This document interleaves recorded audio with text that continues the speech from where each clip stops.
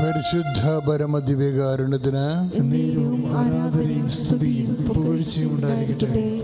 പരിശുദ്ധ പരമദിവ്യകാരുണ്യത്തിന് എന്നേരവും ആരാധനയും സ്തുതിയും പുകഴ്ചയും ഉണ്ടായിരിക്കട്ടെ. പരിശുദ്ധ പരമദിവ്യകാരുണ്യത്തിന് എന്നേരവും ആരാധനയും സ്തുതിയും പുകഴ്ചയും ഉണ്ടായിരിക്കട്ടെ. പ്രിയപ്പെട്ടവരെ, സന്തോഷത്തോടെ ഒരുമിച്ച് പ്രാർത്ഥിക്കാം. അമ്മേ പരിശുദ്ധമ്മേ, അമ്മേ പരിശുദ്ധമ്മേ, കൃപാസനം കൃപാസനം, പ്രസാദപരമാതാവേ, പ്രസാദപരമാതാവേ, സന്നിധിയിൽ ഞാൻ ചെയ്ത ഉടമ്പടി പാലിക്കാൻ എനിക്ക് ശക്തി തരണമേ. കൃപാസനത്തിലെ മരിയൻ കൃപാഭിഷേക ധ്യാനത്തില് രണ്ടാം ചൊവ്വാഴ്ച ധ്യാനത്തിലും പങ്കെടുത്ത് പ്രാർത്ഥിക്കുന്നവരുടെ പ്രാർത്ഥനയോട് ചേർത്ത് എന്റെ ആവശ്യം സാധിച്ചു തരണം. ശ്രദ്ധിക്കട്ടെ.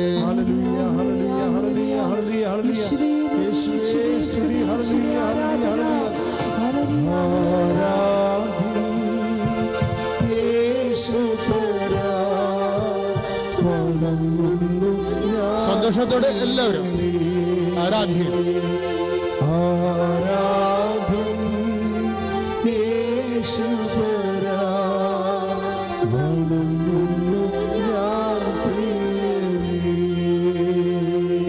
അമ്മേ പരിശുദ്ധമ്മേ, അമ്മേ പരിശുദ്ധമ്മേ, കൃപാസനം കൃപാസനം, പ്രസാദപരമാതാവേ, ഈ സന്നിധിയിൽ ഞങ്ങൾ ചെയ്ത ഉടമ്പടി പാലിക്കാൻ ഞങ്ങൾക്ക് ശക്തി തരണമേ. കൃപാസനത്തിലെ തിങ്കളാഴ്ച ധ്യാനങ്ങളിലെ പങ്കെടുത്ത് പ്രാർത്ഥിക്കുന്നവരുടെ പ്രാർത്ഥനയോട് ചേർത്ത് എന്റെ ആവശ്യം സാധിച്ചു തരണമേ. ശ്രദ്ധിക്കട്ടെ.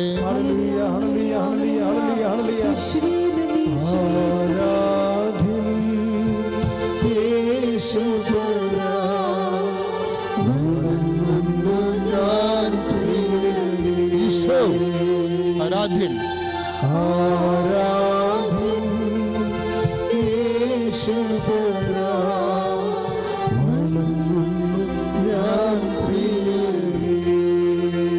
അമ്മേ പരിശുദ്ധമ്മേ, അമ്മേ പരിശുദ്ധമ്മേ, കൃപാസനം, കൃപാസനം, പ്രസാദപരമാതാവേ, ഈ സന്നിധിയിൽ ഞാൻ ചെയ്ത ഉടമ്പടി പാലിക്കാൻ എനിക്ക് ശക്തി തരണമേ. കൃപാസനത്തിലെ ചൊവ്വാഴ്ച ധ്യാനങ്ങളിൽ പങ്കെടുത്ത് പ്രാർത്ഥിക്കുന്നവരുടെ പ്രാർത്ഥനയോട് ചേർത്ത് എന്റെ ആവശ്യം സാധിച്ചു തരണമേ. ശ്രദ്ധിക്കട്ടെ.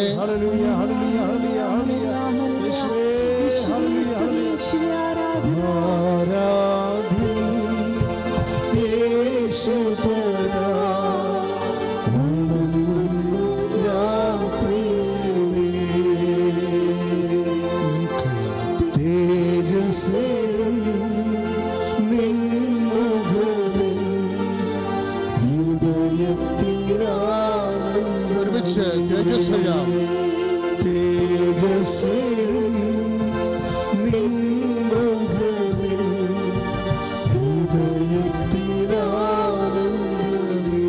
കൈകൾ ശ്രുതികട ഹല്ലേലൂയ. നിൻ കൈകൾ തുടയ്ക്കുന്നതറിയുന്നു ഞാൻ. നിൻ കൈകൾ തുടയ്ക്കുന്നതറിയുന്നു ഞാൻ. ആരാധന യേശുപരാ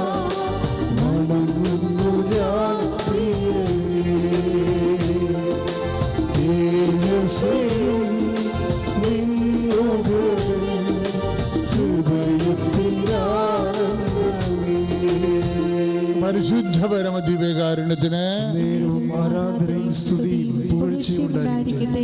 പരിശുദ്ധ പരമദിവ്യകാരുണ്യത്തിന് ആരാധനയും സ്തുതിയും പുകഴ്ചയും ഉണ്ടായിരിക്കട്ടെ. തേജസ്സുകൾ ശ്രമിച്ച് പ്രാർത്ഥിക്കുക. ശ്രുതികട hallelujah. Hallelujah, hallelujah, hallelujah, hallelujah, hallelujah, hallelujah.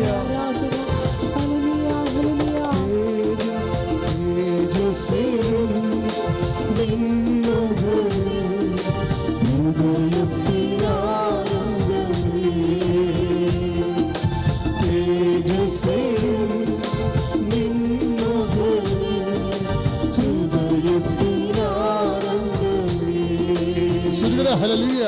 തേജസ്സിൽ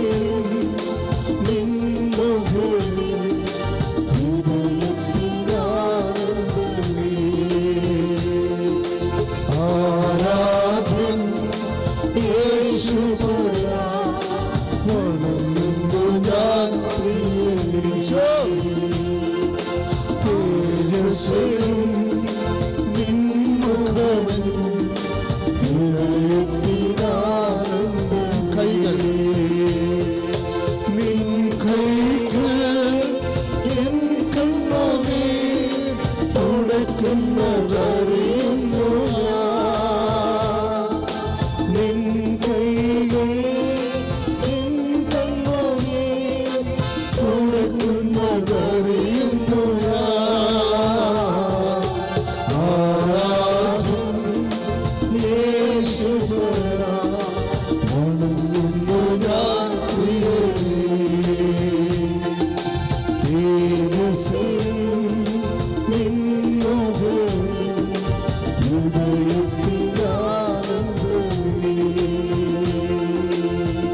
പരിശുദ്ധ പരമദിവ്യകാരുണ്യത്തിന് നേരവും ആരാധനയും സ്തുതിയും പുകഴ്ചയും ഉണ്ടായിരിക്കട്ടെ. പരിശുദ്ധ പരമദിവ്യകാരുണ്യത്തിന് നേരവും ആരാധനയും സ്തുതിയും പുകഴ്ചയും ഉണ്ടായിരിക്കട്ടെ. പരിശുദ്ധ പരമദിവ്യകാരുണ്യത്തിന് നേരവും ആരാധനയും സ്തുതിയും പുകഴ്ചയും ഉണ്ടായിരിക്കട്ടെ. പ്രിയമുള്ളവരെ, സന്തോഷത്തോടെ നമ്മൾ ആരാധനയിലേക്ക് പങ്കെടുക്കുകയാണ്. ജീവിക്കുന്ന കർത്താവിൻ്റെ തിരുസന്നിധിയിലാണ് നിങ്ങൾ എവിടെയായിരുന്നാലും വിശ്വാസത്തിൽ നിൽക്കുന്നതെന്ന് നിങ്ങൾക്കൊരു ഓർമ്മയുണ്ടാകണം.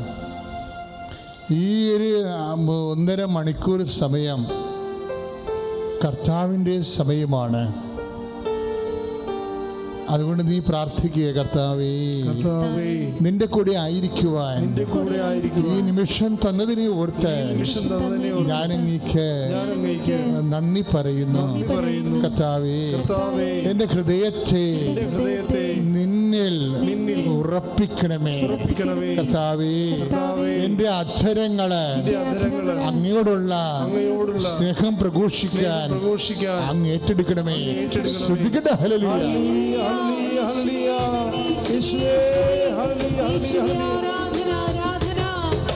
സന്നിധിയിൽ വസിച്ചോട്ടെ, പാദങ്ങൾ ചുംബിച്ചോട്ടെ.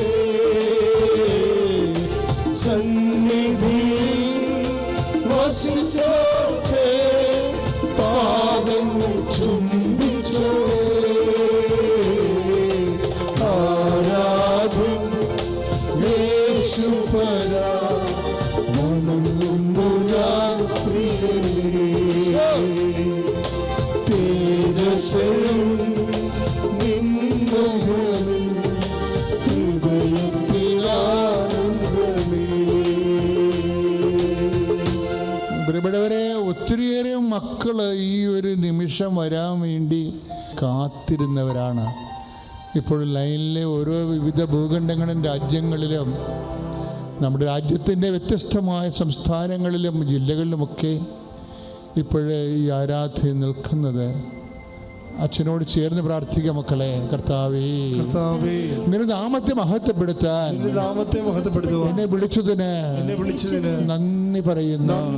കർത്താവേ, എന്റെ കൂടെ ഇപ്പോൾ ലോകാന്തരങ്ങളിലെ കണ്ണീരോടെ പ്രാർത്ഥിച്ചുകൊണ്ടിരിക്കുന്ന ഓരോ മകനെയും ഓരോ മകളെയും അങ്ങയുടെ വിശുദ്ധമായ വലതുകരത്താൽ സ്പർശിക്കണമേ. പോലെ ആഘാതം പോലെ ദൈവിക ശക്തി ആവശ്യിക്കട്ടെ. രോഗങ്ങള് സുഖമാകട്ടെ. Hallelujah, hallelujah, hallelujah, hallelujah. യേശുവേ, നിൻ കൈകൾ എൻ കണ്ണുനീർ തുടയ്ക്കുന്നതറിയുന്നു ഞാൻ. നിൻ കൈകൾ എൻ കണ്ണുനീർ തുടയ്ക്കുന്നതറിയുന്നു ഞാൻ.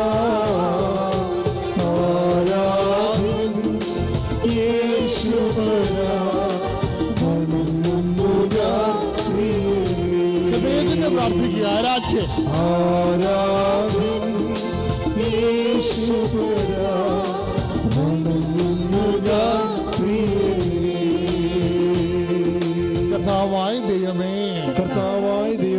യുഗാന്തരങ്ങളിലെ കോവിഡ് മുഖേന വേദനിക്കുന്ന നില തെറ്റിപ്പോയ എല്ലാവരെയും മനസ്സിടിഞ്ഞു പോയ എല്ലാവരെയും അങ്ങേക്ക് സമർപ്പിക്കുന്നു. എത്രയും വേഗം നാശത്തിന്റെ കൊടുങ്കാറ്റ് ഞങ്ങളെ യേശുനാമത്തിലെ കടന്നു പോകട്ടെ.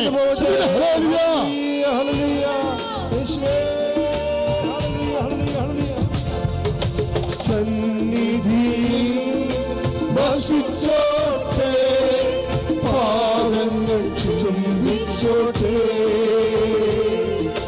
സന്നിധിയിൽ വസിച്ചോട്ടെ, പാദങ്ങൾ ചുംബിച്ചോട്ടെ.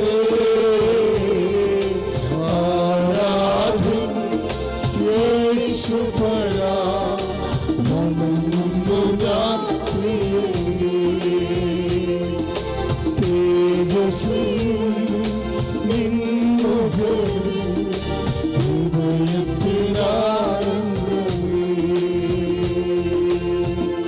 പ്രിയപ്പെട്ടവരെ, സങ്കടത്തിൽ വിഷമിക്കുന്നവരെ ഇപ്പോൾ 2004 ഡിസംബർ 7-ാം തീയതി പരിശുദ്ധമ്മ പ്രത്യക്ഷപ്പെട്ട് പറഞ്ഞത് ദുരന്തമുണ്ടാകാൻ പോകുന്നു എന്നാണ്. എന്നിട്ട് പ്രാർത്ഥിക്കണമെന്നാണ് അമ്മ പറഞ്ഞത്. അപ്പോൾ നമ്മൾ ശ്രദ്ധിക്കേണ്ട ഒരു വിഷയം, ഈ ദുരന്തവും അതുപോലെ ഉണ്ടാകുന്ന സങ്കടങ്ങളുമൊക്കെ ദൈവത്തിന് വളരെ പ്രിയപ്പെട്ടതാണ്. ഈ വിഷയങ്ങളിൽ വിശ്വാസികൾ കൈവരിക്കേണ്ട നിലപാടാണ്. ദുരന്തങ്ങളൊക്കെ സൃഷ്ടപ്രപഞ്ചത്തിൻ്റെ ഭാഗമാണ്. ചില സമയത്ത് ഉണ്ടാകും, ചില സമയത്ത് സബ്സിഡി ആകും. പക്ഷേ ഈ സമയങ്ങളിലെല്ലാം വിശ്വാസികൾക്ക് മാത്രമേ എന്തെങ്കിലും ചെയ്യാൻ കഴിയത്തുള്ളൂ. അത് ദൈവത്തോടുള്ള വിശുദ്ധിയുള്ള പ്രാർത്ഥനയാണ്. അതാണ് നമ്മളെ പ്രാർത്ഥനയിൽ നിലനിന്നുകൊണ്ട് ഇതിനെ ചെറുക്കാൻ. പിശാചിനെ പോലും ദൈവം സൂചിപ്പിക്കുമ്പോൾ നിങ്ങൾ stand up to him, strong faith എന്നാ പറയണത്. നിങ്ങൾ വിശ്വാസം ഉറച്ചു നിന്ന് അതിനെ പ്രതിരോധിക്കുവിൻ. അതാണ് നമുക്ക് ചെയ്യാനുള്ളത്. അതുകൊണ്ട് എന്ത് ദുരന്തമായാലും ഏത് ദുഷ്ടാരൂപിയുടെ പ്രവർത്തനങ്ങളായാലും വിശ്വാസി അവൻ്റെ വിശ്വാസത്തിൽ ഉറച്ചു നിന്നുകൊണ്ട് അതിനെ പ്രാർത്ഥനയെ പ്രതിരോധിക്കണം. പ്രാർത്ഥിക്കുക, കർത്താവായ ദൈവമേ, എല്ലാ ദുരന്തങ്ങളെയും ദുഷ്ടാരൂപിയുടെ പ്രവർത്തനങ്ങളെയും വിശ്വാസികള് വിശ്വാസത്തില് ഉറച്ചു നിന്നുകൊണ്ട് ലോകത്തിന് വേണ്ടി പ്രതിരോധിക്കുന്നതിന് വേണ്ടിയുള്ള ആവശ്യമായ കൃപയാൽ നിറക്കണമേ. ശ്രദ്ധിക്കട്ടെ.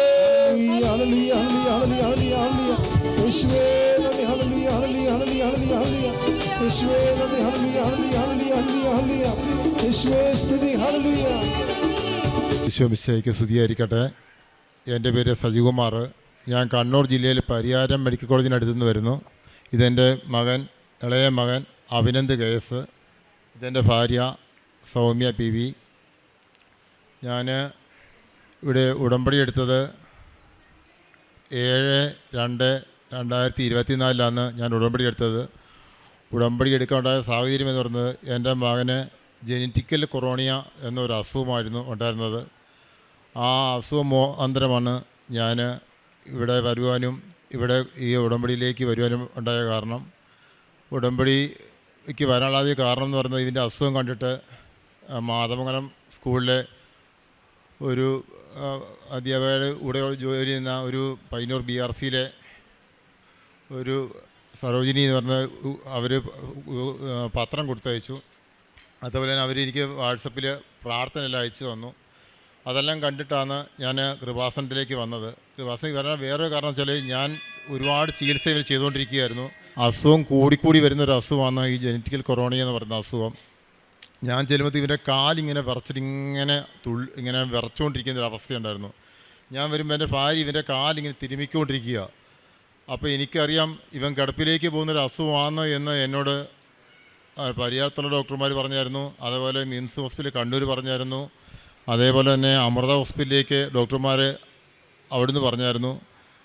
അപ്പോൾ ഒരു ഓപ്പറേഷൻ വേണം, അത് ചെയ്താലും അത്ര വിജയം പറഞ്ഞില്ലാത്തതുകൊണ്ട് ചെയ്യാൻ പറ്റുകയില്ലാത്തൊരു അസുഖമാണ്. ആദ്യം എഴുതുകയും സാധാരണ കുട്ടികളെ പോലെ ഓടുകയും ചാടുകയും കളിക്കുകയും എല്ലാം ചെയ്തിരുന്ന കുട്ടിയായിരുന്നു. അവിടുന്ന് കൂടിക്കൂടി വന്നിട്ടാണ് ഇപ്പോൾ ഭക്ഷണം വാരി കൊടുക്കേണ്ട അവസ്ഥയാണെന്നുള്ളത്. കാലും നടക്കാൻ വയ്യാത്ത അവസ്ഥയിലേക്ക് പോകുന്നൊരു കണ്ടീഷനിലെത്തി. ചികിത്സ ചെയ്തിട്ട് കാര്യമില്ലാത്ത അവസ്ഥയിലേക്ക് എത്തുമ്പോഴാണ് ഒരു രാശി പിടിവള്ളി പോലെ ഞാൻ കൃപാസനത്തെ പറ്റി അറിയുകയും ഞാൻ ഈ അമ്മയുടെ അനുഗ്രഹത്താൽ ഞാനിവിടെ എനിക്ക് വരാൻ സാധിക്കുകയും ചെയ്തത്. ആ വരവ് എൻ്റെ ജീവിതം മൊത്തം മാറ്റിമറിക്കാനിടയായി. ഞാൻ വരുന്നതിന് തലേന്ന് തന്നെ അത്യാവശ്യം മദ്യമെല്ലാം കഴിച്ചിട്ട് ബാക്കി മദ്യം എടുത്ത് വീട്ടിൽ വെച്ചിട്ടാണ് ഞാൻ വന്നത്. ചെന്നിട്ട് കഴിക്കണമല്ലോ. എൻ്റെ ഭാര്യയെ കൊണ്ട് ഉടമ്പടി എടുപ്പിക്കാം. എനിക്കിങ്ങനെ സാധാരണ പോലെ ഞാൻ പൈസ വെച്ച് ചീട്ട് കളിക്കാൻ പോകുന്നൊരു വ്യക്തിയായിരുന്നു. അതുപോലെ തന്നെ പണിക്കെല്ലാം പോവും, എന്നാലും ഇതും പോവും. ഈ മദ്യം ഇടയ്ക്കിടയ്ക്ക് കഴിക്കുകയും ചെയ്യുമായിരുന്നു. ഞാൻ ഈ ഉടമ്പടി എടുക്കാൻ ഇവിടെ വന്ന് ഉടമ്പടി എടുത്തപ്പോൾ എനിക്ക് മാതാവിനെ എടുക്കാനുള്ള ഭാഗ്യം എനിക്ക് കിട്ടി. ആ മാതാവിനെ എടുത്ത് അവിടുന്ന് ഈ ആൾത്താരിയിലേക്ക് വന്നത് എനിക്ക് ഇപ്പോഴും ഓർമ്മയില്ലാത്ത അവസ്ഥ. എൻ്റെ എല്ലാ പാവം തീർന്ന പോലെ അവസ്ഥയിലേക്ക് ഞാൻ മാറി വന്നു. അങ്ങനെ ഞാൻ ഇവിടെ വന്നു. ഞാൻ വീട്ടിൽ തിരിച്ചു വന്നിട്ട് എൻ്റെ ഈ മദ്യം എടുത്ത് ഞാൻ മറിച്ച് കളയുക മാത്രമല്ല, ഈ ചീട്ടുകളി അതിനുശേഷം ഇന്ന് ഈ നേരം വരെ ഞാൻ ചീട്ടുകളി പൂർണ്ണമായിട്ട് ഉപേക്ഷിക്കപ്പെട്ടു. എനിക്കത് എൻ്റെ മെമ്മറിയിൽ നിന്ന് ഈ സംഭവം പോയ അവസ്ഥയിലേക്ക് എനിക്ക് മാതാവ് എന്നെ അത്രമാത്രം എന്നെ ഉയർത്തി തന്നു. പിന്നെ പറയേണ്ട കാരണം ഇവൻ ഈ അസുഖം കൂടിക്കൂടി വന്ന അവസ്ഥയിൽ രണ്ടാമത്തെ പ്രാവശ്യം പുതുക്കാൻ വേണ്ടി വന്ന സമയത്ത് ഇവനെ തലയിൽ കൈവച്ച് ബ്ലെസ് ചെയ്തായിരുന്നു.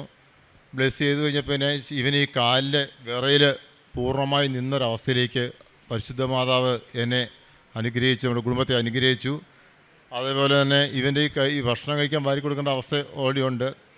അതേപോലെ തന്നെയാണ് എൻ്റെ വൈഫിന് സൈക്കാട്രി ഗുളിക വരുന്ന സമയത്ത് ഞങ്ങൾ വരുമ്പോൾ ഒന്നിച്ചാണ് ഇവിടെ ആൾത്താരിലേക്ക് ഞങ്ങളെല്ലാം വന്നത്. അപ്പോൾ ഇവിടെ ഇരുന്നിട്ട് കരഞ്ഞ് പ്രാർത്ഥിച്ചുകൊണ്ട് എൻ്റെ മാതാവേ, ഞാൻ 6-7 ഗുളിക കഴിക്കുന്നുണ്ട് ദിവസം, എന്നെ ഈ ഗുളിക തീറ്റി എന്നെ അമ്മ മാറ്റിത്തരണമേ എന്ന് പ്രാർത്ഥിച്ചിട്ടാണ് ഇവിടെ ഇരുന്നു. ഞാൻ ഉടമ്പടിയിലെടുത്ത് വന്നു കഴിഞ്ഞിട്ട് ഈ പ്രാർത്ഥന വീട്ടിൽ പോയി. ഇവിടെ അന്ന് ചെന്ന പിറ്റേ ദിവസം വലിയ ഗുളിക മൊത്തം എടുത്ത് സൈഡിലേക്ക് വെച്ചു. ഗുളിക കഴിച്ചിട്ടില്ല, ഞാൻ അറിയുന്നുണ്ടായില്ല. അതായത് 2 മാസം കഴിഞ്ഞിട്ട് ഞാൻ നോക്കുമ്പോൾ ഈ ഗുളിക മൊത്തം അവിടെ ഇരിക്കും. ഞാൻ കൃത്യമായി മാസം തോറും വാങ്ങിച്ചുകൊണ്ട് കൊടുക്കും. ഇവിടെ തന്നെ എടുത്ത് കഴിക്കുകയും ചെയ്യുമായിരുന്നു. ആ ഗുളിക എല്ലാം അവിടെ തന്നെ ഇരിക്കും. ഞാൻ പേടിച്ചു. പക്ഷേ ഇവൾക്ക് വിഷമൊന്നുമില്ല, എല്ലാ അസുഖം സാധാരണ പോലെ നല്ല നീറ്റ്, കുഴപ്പമൊന്നും ഉണ്ടായിട്ടില്ല. മൂവാന്തരം ഉണ്ടായ ഇതന്ന് ഷോക്ക് മൂവാന്തരം ഉണ്ടായിട്ടാണ് ഈ അസുഖം വന്നത്. അതൊരു കോഴ്സ് കഴിഞ്ഞാൽ കുറയുമ്പോൾ ഡോക്ടർ കണ്ടിന്യൂട്ട് കുറേ കഴിക്കണമെന്ന് പറഞ്ഞ ഗുളികയാണ്. മാതാവിൻ്റെ അനുഗ്രഹത്താൽ അവൾ അന്ന് തൊട്ട് നിർത്തിയ ഗുളിക ഇന്ന് വരെ കഴിക്കേണ്ടി വന്നിട്ടേയില്ല. ഡോക്ടർ പറഞ്ഞു നിർത്തി അവിടെ തന്നെ നിന്നോട്ടെ, ഇനി കഴിക്കുകയും വേണ്ടെന്ന്. അങ്ങനെ പരിശുദ്ധ മാതാവ് യേശു ക്രിസ്തു എന്നെ ആ രീതിയിൽ എൻ്റെ കുടുംബത്തെ ഏറ്റവും വലിയ അനുഗ്രഹം തന്ന് അനുഗ്രഹിച്ചു. അതേപോലെ തന്നെ അവന് ഈ കാലും വിഷമമുണ്ടായിട്ടും ഇവന് ഈ ഭിന്നശേഷി വിഭാഗത്തിൽ കഴിഞ്ഞ കൊല്ലം സ്പോർട്സിൽ കൊച്ചിയിലേക്ക് കണ്ണൂർ ജില്ലാ ചാമ്പ്യനായിട്ട് സ്റ്റാൻഡ് ജമ്പിങ്ങിൽ പങ്കെടുത്തിട്ട് കണ്ണൂർ ജില്ലയിൽ 4ാം സ്ഥാനത്തിലേക്ക് എത്താൻ എൻ്റെ മോന് കഴിഞ്ഞു. ഏറ്റവും കൂടുതൽ അഭിനന്ദനം കിട്ടിയ വർഷമായിരുന്നു അത്. കഴിഞ്ഞ കൊല്ലം വലിയ അനുഗ്രഹമായിരുന്നു. കാരണം അവനിത് കൊച്ചിയിലേക്ക്, അതായത് സംസ്ഥാനത്തേക്ക് കിട്ടുക എന്ന് പറഞ്ഞാൽ ചെറിയ കാര്യമല്ല. അതിലെല്ലാവരും ഒരുപാട് ആൾക്കാർ വന്ന അഭിനന്ദനങ്ങൾ കൊടുത്ത് 23 മൊമെൻറ്റുകൾ അവന് കിട്ടുകയും മെഡലുകൾ കിട്ടുകയല്ല ഇതിന് ചെയ്തായിരുന്നു. അതേപോലെ ഈ കഴിഞ്ഞ വർഷം ഇപ്പോൾ ഈ സംസ്ഥാനത്തിലേക്ക് കിട്ടാൻ വേണ്ടി ഫുട്ബോൾ കളിക്കാൻ വേണ്ടിയിട്ട് ഇവന് സാഹചര്യം കിട്ടുകയുണ്ടായി. കണ്ണൂർ ജില്ല ഒരുപാട് ഏരിയകൾ കളിച്ചിട്ട് കണ്ണൂർ ജില്ലയിലേക്ക് കളിക്കുക. കണ്ണൂർ ജില്ലയിൽ ഇവന് കളിക്കാൻ പോകുന്ന സമയത്ത് ഇവൻ്റെ കളി വളരെ മോശമായി. വിശ്വാസപ്രമാണം ചൊല്ലി ഞാൻ ഇവൻ്റെ കീശയിലേക്ക് കാശ് രൂപം എടുത്ത് ഇടുകയുണ്ടായി. അവിടുന്ന് 3 ഗോൾ അടിച്ച ഇവന് കണ്ണൂർ ജില്ലാ ചാമ്പ്യനായിട്ട് ഇവൻ തിരഞ്ഞെടുത്തിട്ട് സംസ്ഥാനത്തേക്ക് കളിക്കാനുള്ള സാഹചര്യം ഉണ്ടായി. അങ്ങനെ ഈ വർഷം തിരുവനന്തപുരത്ത് എക്സ്ക്ലൂസീവ് ഇതിൽ പങ്കെടുക്കുകയും ഈ പത്രമെല്ലാം എല്ലാ പത്രത്തിലും ഇവനെക്കുറിച്ച് വന്ന വാർത്തയാണ്. ഈ സംസ്ഥാനമല്ല ലോകം മൊത്തം ഇവനെ അറിയേണ്ട ഈ പത്രം കണ്ടെടുത്ത് എല്ലാ പത്രങ്ങളിലും മനോരമ, മാതൃഭൂമികളുടെ എല്ലാ പത്രങ്ങളും ഇവനെക്കുറിച്ച് ഫ്രണ്ട് പേജിൽ തന്നെ 22-ാം തീയതി വന്ന വാർത്തയാണ് ഇത്.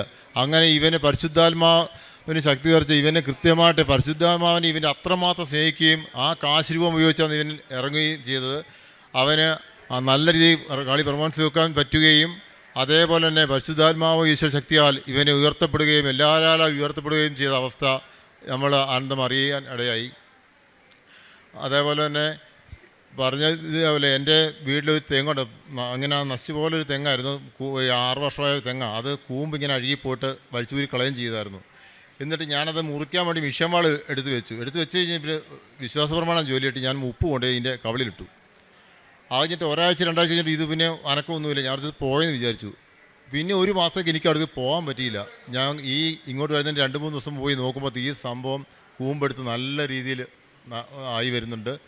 അങ്ങനെ നമുക്ക് ആ വ്യഞ്ചരിച്ച വസ്തുക്കൾ ഉപയോഗിച്ച് ഒരുപാട് അനുഗ്രഹങ്ങൾ, ചെറുതൊന്നുമല്ല, എനിക്ക് ഒരുപാട് അനുഗ്രഹങ്ങൾ കിട്ടിയിട്ടുണ്ട്. എൻ്റെ കുടുംബത്തിൽ വളരെ സന്തോഷവും സമാധാനം നിലനിന്ന് പോകുന്നുണ്ട്. മൂത്ത മകന് ജോലി കിട്ടിയ കാര്യം കിട്ടിയിട്ടുണ്ട്. അത് അച്ഛൻ ആൾക്കാരെ പറഞ്ഞ ഒരു വാക്ക് കൃത്യമായിട്ട് എൻ്റെ മകൻ്റെ കാര്യമായിരുന്നു. അതേപോലെ തന്നെ അത് സംഭവിച്ചിട്ടുണ്ട്. അത് എസ്സിൽ തുടങ്ങുന്ന ഒരാൾ സാക്ഷ്യം പറയുമെന്ന് അച്ഛൻ പറയുന്നുണ്ടായിരുന്നു. എൻ്റെ പേര് സജികുമാർ എന്നാണ്. അത് അച്ഛൻ പറഞ്ഞ ഡേറ്റിൽ തന്നെ അത് കൃത്യമായി കിട്ടി. അത് അച്ഛൻ ഇവിടെ പറഞ്ഞാൽ ഞാൻ കേട്ടതായിരുന്നു. അത് കൃത്യമായിട്ട് ആ ഒരു അനുഗ്രഹം കിട്ടിയിട്ടുണ്ടായിരുന്നു. അതേപോലെ തന്നെ അച്ഛൻ്റെ എല്ലാ ദിവസവും പ്രാർത്ഥന ഞാൻ ടോക്കുകൾ കേൾക്കുകയും പ്രാർത്ഥന കൃത്യമായിട്ട് ഞാൻ 10-13 ഗ്രൂപ്പിലേക്ക് ഞാൻ ഷെയർ ചെയ്യുകയും ചെയ്യും. കിട്ടുന്ന പത്രങ്ങളെല്ലാം കൃത്യമായിട്ട് ഞാൻ ഗവൺമെൻറ് ആശുപത്രികളിൽ തന്നെ കിട്ടേണ്ട അർഹതപ്പെട്ട ആൾക്കാർക്ക് കിട്ടണമേ എന്ന് പ്രാർത്ഥിച്ചുകൊണ്ട് തന്നെയാണ് ഞാൻ പത്രം കൊണ്ടുപോയിട്ട് ഞാൻ കൊണ്ടു കൊടുക്കുക. ഓരോ ദിവസവും ഈ പത്രം തീരുമാനം ഒരാളെ പോയിരിക്കും. പെട്ടെന്ന് കൊടുത്തു തീർക്കുകയല്ല ചെയ്യുക. വിശ്വാസ പ്രമാണമെല്ലാം ചൊല്ലി അവരുടെ കാര്യങ്ങളെല്ലാം അന്വേഷിച്ച് കാര്യങ്ങളെല്ലാം പറഞ്ഞ് അന്വേഷിച്ച് എൻ്റെ ജീവാനുഭവങ്ങളും എനിക്ക് കിട്ടിയ അനുഗ്രഹങ്ങളെല്ലാം പറഞ്ഞിട്ടാണ് ഞാൻ പത്രം കൊടുക്കുക. അങ്ങനെ തന്നെ 6 ആളോളം ഇവിടെ വന്നിട്ടുണ്ട്. എൻ്റെ കൂടെ ഇന്ന് അതേപോലെ തന്നെ വീടിന് അലുക്കത്തൊരു ചേച്ചി വന്നിട്ടുണ്ട്. ചേച്ചി വരാൻ കാരണം അവരുടെ ചേച്ചിയുടെ അനിയത്തിലെ മകൾക്ക് മഞ്ഞപ്പിത്തം, ഈ ചെള്ളുപനി, കുറേ അസുഖങ്ങളൂടെ വന്നിട്ട് അവർ അഡ്മിറ്റ് ആയിരുന്നു. ഞാൻ ഈ ഉപ്പ് കൊണ്ടുപോയി കൊടുത്ത് പ്രാർത്ഥിച്ചിട്ട് ഞാൻ പറഞ്ഞു ഇത് കൊടുക്കണമെന്ന് പറഞ്ഞു. ഡോക്ടർക്കാനും മിറുക്കളായിപ്പോയി. ഡോക്ടർ വെച്ച് ഇത് എങ്ങനെ മാറിയെന്നാണ് ചോദിച്ചത്. ആ മഞ്ഞപ്പിത്തം ഫുള്ളായിട്ട് പോവുകയും അവർക്ക് ഒരു കുഴപ്പമില്ല. അതിൽ വിശ്വാസം അവർ ഇന്ന് ഉടമ്പടി ഇപ്പോൾ എടുത്തിട്ടുണ്ട്. അങ്ങനെ ഒരുപാട് അനുഗ്രഹങ്ങൾ എനിക്ക് കിട്ടിയിട്ടുണ്ട്. ഈ ആൾത്താറയിൽ സാക്ഷ്യം പറയാൻ എനിക്ക് അനുഗ്രഹം കിട്ടിയ ഈ പരിശുദ്ധാത്മാവിനും ആയ ഈശോയ്ക്കും കൃപാസന മാതാവിനും 1000 കോടി നന്ദി പറയുന്നു. കാരുണ്യ പ്രവർത്തികൾ എന്ന് പറഞ്ഞത് ഞാൻ വയ്യാത്തൾക്ക് പൊതിച്ചോറ് കൊടുക്കലുണ്ട്. പാവങ്ങളെ കണ്ട വിഷമമുള്ളവർ പറഞ്ഞൊക്കെല്ലാം ഞാൻ പൈസ കൊടുത്ത് സഹായിക്കുന്നുണ്ട്. ഒരുപാട് പാവങ്ങൾക്കെല്ലാം ഞാനൊക്കെ ഓണം വിഷുവൊക്കെ അങ്ങനെയുള്ള ദിവസങ്ങളിൽ കിറ്റുകൾ വാങ്ങിയിട്ട് ഞാനും എൻ്റെ കുടുംബം അടക്കം പോയിട്ട് കൃപാസന പത്രം അടക്കം വെച്ച് കൃപാസമാതാവ് തരുന്നതാണ് എന്ന് പറഞ്ഞാണ് ഞാൻ ഈ സംഭവം കൊടുക്കുക. പിന്നെ ആശുപത്രിയിൽ അസുഖങ്ങളെല്ലാം വന്ന ആൾക്കാരെ ഞാൻ എൻ്റെ വണ്ടി കൂട്ടി ഞാൻ ഒരു പൈസ പോലും ഞാൻ മേടിക്കില്ല. സ്വന്തമായ വണ്ടിയാണ്. ആ വണ്ടി കൊണ്ട് ഞാൻ പോവുകയും അവിടെ കൂട്ടിരിക്കുകയും എല്ലാം ചെയ്ത് അത് പറയാൻ വേണ്ടി ഒരാൾക്കൊരു 10 പൈസയില്ല ഒരാൾക്ക് കൂട്ടിരിക്കാൻ പോയ സമയത്ത്, അതായത് എന്നെ ഇവിടത്തേക്ക് പറഞ്ഞിട്ടാണ് കൂട്ടിരിക്കാൻ പോയ സമയത്ത് എൻ്റെ കയ്യിൽ 5 പൈസ പോലില്ല. ഞാനിപ്പോൾ അവിടെ അവർക്ക് കൂട്ടിരിക്കാൻ പോയേ പറ്റുള്ളൂ. കാരണം അവരുടെ വീട്ടിലെ സാഹചര്യം ആരും വന്ന് ഇരിക്കാനുമില്ല. ഞാൻ രാവിലെ പോയി അവിടെ കൂട്ടിരുന്നു. ഉച്ചയ്ക്ക് ചോറ് കൊടുത്ത സമയത്ത് ഞാൻ അവിടെ ഉച്ചയ്ക്ക് കിടന്ന് മയങ്ങി പോകുമ്പോൾ 2-2ഉം 2-5ഉം ഇങ്ങനെ ഒരു ചുമല മഷി കാണുമ്പോൾ കട്ടയ്ക്ക് കാണിക്കുന്നുണ്ട്. അപ്പോൾ വിനായകി മാതാവിൻ്റെ എന്തെല്ലാം കാണിക്കുന്നുണ്ട്. ഞാൻ അത് കഴിഞ്ഞിട്ട് അന്ന് വൈകുന്നേരം ഞാൻ വണ്ടി എടുത്ത് വീട്ടിലേക്ക് വരുമ്പോൾ ഏറ്റവും ഇന്ന് ഒരു 500 രൂപ ഉണ്ട് എടുത്തേക്കാൻ വിചാരിച്ചിട്ട് അവിടെ വണ്ടി നിർത്തിയിട്ട് എടുക്കുമ്പോഴത്തേക്കാണ് ഈ ലോട്ടറി ടിക്കറ്റ് കാണുന്നത് 2-2ഉം 2-5ഉം. ഞാൻ എടുത്ത് എന്തായാലും മാതാവിൻ്റെ രക്ഷപ്പുറത്തേക്ക് പോയതല്ലേ, മാതാവ് എന്നെ കാണിച്ചല്ലേ, ഇത് എടുത്തേക്കാൻ വിചാരിച്ചു. ഞാൻ ഇതെടുത്തു. 9 ടിക്കറ്റ് ഉണ്ടായിരുന്നു. ഞാൻ ടിക്കറ്റ് എടുത്ത് ഗീശ വെച്ചു. പിറ്റേ ദിവസം നോക്കുമ്പോൾ മാതാവ് എനിക്ക് തന്നത് 45,000 രൂപയെന്ന്. അതായത് ഒരു പൈസ പോലും ഇല്ലാണ്ടിരുന്നിട്ട് ഞാൻ വിഷമിച്ച സമയത്ത്, അതോ മഴക്കാലവും എൻ്റെ ഒരു 10 പൈസയില്ല. ഞാൻ അവർക്ക് വണ്ടി എണ്ണ അടിച്ചാൽ എത്തിയത് മാത്രമല്ല, എൻ്റെ ഒന്നും ഉണ്ടായില്ല. അവർക്ക് ഭക്ഷണം മേടിച്ചിട്ടൊക്കെ പൈസ ഉണ്ട്, ഞാൻ തന്നെ മേടിച്ചെല്ലാം കൊടുത്തു. എനിക്ക് മാതാവ് അങ്ങനെ ഒരുപാട് അനുഗ്രഹം, ചെറുതൊന്നുമല്ല, ഞാൻ വെളിപ്പുറത്ത് കിട്ടുന്ന പോലെ എനിക്ക് കിട്ടലുണ്ട്. അതേപോലെ തന്നെ ഒരു സ്ഥലം, എൻ്റെ വൈഫിൻ്റെ സ്ഥലം ഉണ്ടായിരുന്നു. ആ സ്ഥലം ഞാൻ ഈ ഒരു 10-20 ദിവസമേ ഉള്ളൂ. ഞാൻ അവിടെ പോയിട്ട് അത് വിൽക്കാതെ വേറെ മാർഗ്ഗമില്ല. അസുഖങ്ങളും കാര്യങ്ങളും കുറേ പൈസയുടെ ബുദ്ധിമുട്ടുണ്ടായിരുന്നു. ഞാൻ ഉപ്പ് വെഞ്ചരിച്ച് ആ പറമ്പിൽ കൊണ്ടിട്ടു. ഇപ്പോൾ അത് എഗ്രിമെൻറ്റ് കഴിഞ്ഞിട്ട് 10 ദിവസമേ ഉള്ളൂ. ആ സ്ഥലം അതിൻ്റെ പകുതി പൈസ തന്നിട്ട് അത് വിറ്റ് പോകാൻ ഇടയായി. അത് നേരത്തെ വസ്തുക്കൾ ഉപകാരം ആ രീതിയിൽ കിട്ടിയിട്ടുണ്ട്. അതിന് വയ്യാത്ത ആൾക്കാർ എൻ്റെ വീട്ടിന് വെച്ച ഓടി ഞാൻ അവർക്ക് സംഭാവന അമ്മനെ വെറുതെ കൊടുക്കുകയും അവർക്ക് വീട് പണിക്ക് വേണ്ടുന്ന 2 ദിവസം സേവന പ്രവർത്തനമായിട്ടും എല്ലാവരും എന്ത് സേവന പ്രവർത്തനം വന്നാലും നാട്ടുകാരുടെ ആവശ്യങ്ങൾക്കെല്ലാം ഞാൻ ഓടിപ്പോയി എന്നെക്കൊണ്ടാവുമ്പോൾ എല്ലാം ചെയ്യലുണ്ട്. ഇതേപോലെ അനുഗ്രഹം ചെയ്തു തന്ന കൃപാസന മാതാവിനും ഈശോയ്ക്കും 1000 കോടി നന്ദി, 1000 കോടി നന്ദി. എൻ്റെ പേര് ബിനോയ്. ഞാൻ Chalakudy Marangode Saint Joseph church അവിടെ നിന്ന് വരുന്നു. ഞാൻ ഉടമ്പടി എടുത്തതിന് ശേഷം എനിക്ക് മാതാവ് തന്ന അനുഗ്രഹങ്ങളെ പറ്റി ആണ് ഞാൻ സാക്ഷ്യം പറയുന്നത്. ഞാൻ 20/6/2025 ഇവിടെ ആദ്യമായി വന്ന് ഉടമ്പടി എടുത്തത്. പക്ഷെ ഞാൻ വർഷങ്ങളോളം വന്നിട്ടുണ്ട് ഇവിടെ. ഒരു 4 വർഷമായിട്ട് ഞാൻ വരാറുണ്ടായിരുന്നു. പക്ഷെ ഞാൻ ഉടമ്പടി എടുത്തത് 20/6/2025 എനിക്ക് മാതാവ് ഈശോയും തന്ന എനിക്ക് സാക്ഷ്യം പറയുന്നത്, ആദ്യമായി ഞാൻ സാക്ഷ്യം പറയുന്നത്, ഞാനൊരു ഭൂമി വാങ്ങിയായിരുന്നു ആ ചാലക്കുടിയിൽ വീട് വയ്ക്കാനായിട്ട് ഭൂമി വാങ്ങിയിട്ട് ഞാൻ വാങ്ങിയതിന് ശേഷമാണ് അറിയുന്നത് അവിടെ വെള്ളം കിട്ടുന്ന സ്ഥലമല്ല എന്നുള്ള വിവരം. പക്ഷെ ഞാൻ എന്നിട്ട് ആ ഭൂമി വിൽക്കാനായിട്ട് നോക്കി. പക്ഷേ 4.5 വർഷത്തോളം ആ ഭൂമി വിൽക്കാണ്ട് കിടന്നു. തൊട്ടടുത്തുള്ള വീടുകളിലൊക്കെ കിണർ താത്തിയപ്പോൾ അവർക്കൊന്നും വെള്ളം കിട്ടിയില്ല. ഞാനിത് വാങ്ങിയതിന് ശേഷമാണ് അറിയണേ അവിടെ ഭാഗത്ത് വെള്ളമില്ല എന്നുള്ള വിവരം.